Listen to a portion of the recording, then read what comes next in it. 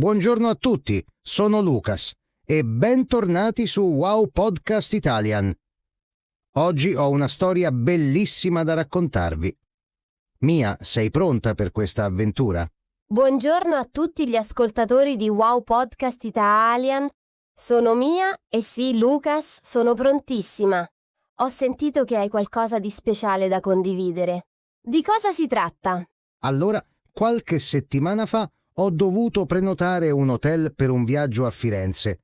Sembrava semplice, ma è diventata un'avventura vera e propria. Ho dovuto fare tutto in italiano e voi ascoltatori potete immaginarvi come mi sentivo. Oh, capisco benissimo quella sensazione. Quando devi parlare in una lingua straniera con qualcuno al telefono o alla reception, il cuore batte forte. Ma prima di raccontare la tua storia, Lucas, chiediamo ai nostri ascoltatori: voi avete mai prenotato un hotel in italiano? Scrivete nei commenti la vostra esperienza. Ottima idea, Mia. Allora, ho trovato un hotel bellissimo online, il Hotel Bella Vista. Ho deciso di chiamare direttamente per prenotare. Ho preso il telefono, ho respirato profondamente e ho composto il numero. Ah, quel momento di pausa prima di chiamare. Lo conosco bene. E cosa è successo quando qualcuno ha risposto? Una signora molto gentile ha risposto dicendo: «Buongiorno, Hotel Bella Vista. Come posso aiutarla?» E io ho detto: «Buongiorno, vorrei prenotare una camera, per favore». E lei ha risposto: «Certo, con piacere. Per quante notti?» Perfetto, Lucas. Quella frase è importantissima per i nostri ascoltatori. Quando chiamate un hotel in italiano potete dire esattamente quello. Buongiorno, vorrei prenotare una camera, per favore. Semplice e chiaro. E tu, Lucas, quante notti hai prenotato? Ho risposto: «Vorrei stare 3 notti dal 15 al 18 di luglio». E la signora ha detto: «Benissimo, che tipo di camera preferisce? Camera singola, doppia o matrimoniale?» Ecco un momento importante. In italiano abbiamo questi 3 tipi principali di camere. La camera singola è per una persona sola. La camera doppia ha 2 letti separati. E la camera matrimoniale ha un letto grande per 2 persone. Ascoltatori, sapevate questa differenza? Scrivetelo nei commenti. Esattamente. Io ho detto: «Vorrei una camera doppia, per favore», perché viaggiavo con un amico. E la signora ha chiesto: «Perfetto. Vuole una camera con vista sulla città o sul giardino?» Oh, che bella scelta! Io avrei scelto la vista sulla città per vedere i tetti di Firenze. E tu cosa hai scelto, Lucas? Ho scelto la vista sulla città, naturalmente. Ho detto: «Preferirei la vista sulla città, se è possibile». E lei ha risposto: «Certamente, abbiamo una camera disponibile proprio con quella vista. Il prezzo è di 150 euro a notte, colazione inclusa». 150 euro a notte, colazione inclusa. Che bella frase da imparare. Ascoltatori, notate come Lucas ha usato la parola preferirei. È una forma molto educata e gentile. In italiano, quando volete qualcosa in modo cortese, potete dire vorrei o preferirei. È molto importante essere educati quando parlate con il personale dell'hotel. Sì, la gentilezza è fondamentale. Poi ho chiesto: «Scusi, il prezzo include anche il parcheggio?» Perché avevamo una macchina noleggiata. E la signora ha spiegato: «No, mi dispiace, il parcheggio è a parte, costa 10 euro al giorno». Quella domanda sul parcheggio è molto pratica.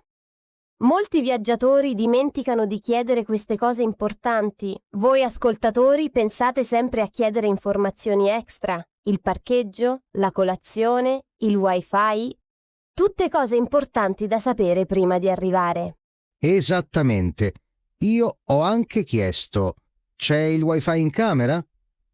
E lei ha risposto: Sì, certamente, il Wi-Fi è gratuito in tutta la struttura.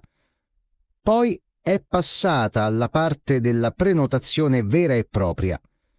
Ha detto: posso prendere i suoi dati per completare la prenotazione? Ah, la parte dei dati personali. Quella può essere un po' complicata in una lingua straniera. Come l'hai gestita, Lucas? Con molta attenzione. Lei ha chiesto: come si chiama, prego? E io ho detto: mi chiamo Lucas Fontaine.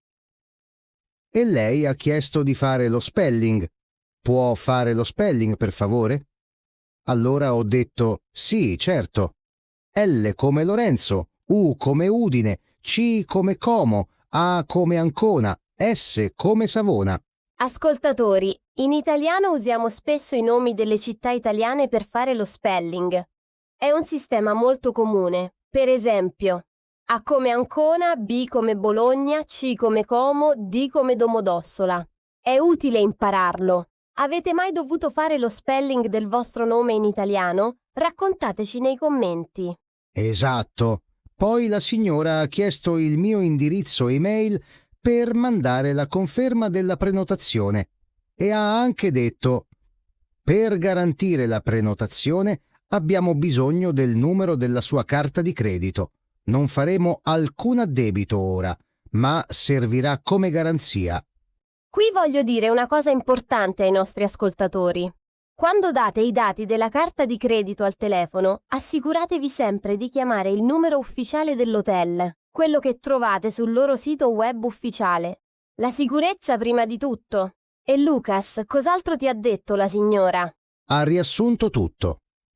Ho prenotato una camera doppia con vista sulla città per 3 notti, dal 15 al 18 luglio.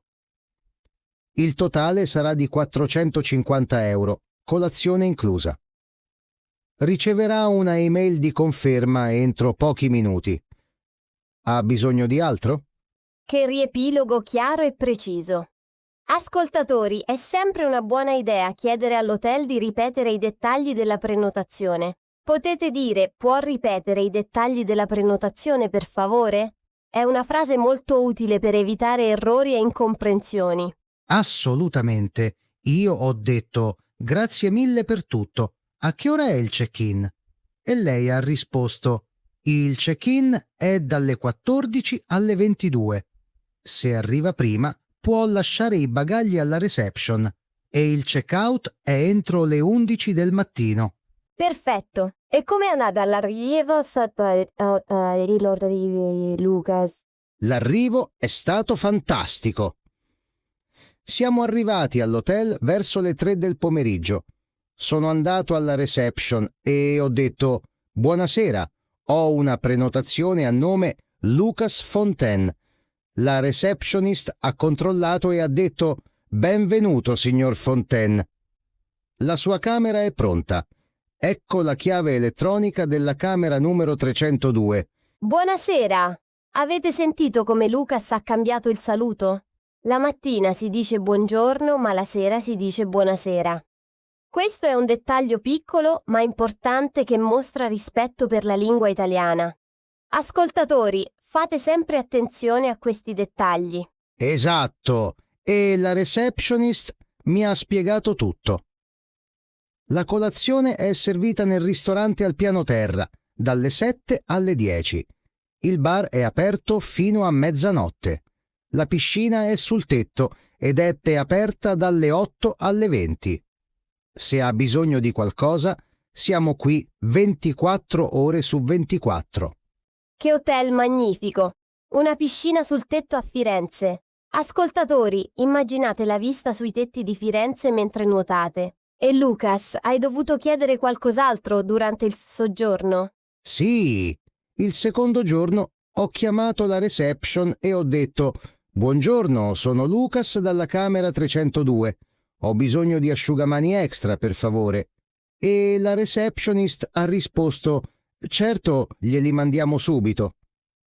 Desidera anche altro? Perfetto! Quella frase è utilissima. Ho bisogno di e poi quello che volete. Per esempio, ho bisogno di un cuscino extra. Ho bisogno di informazioni sui trasporti. Questa struttura funziona per tantissime situazioni. Provate a inventare le vostre frasi e scrivetele nei commenti. Ho anche usato un'altra frase molto utile quando ho avuto un piccolo problema. L'aria condizionata non funzionava bene.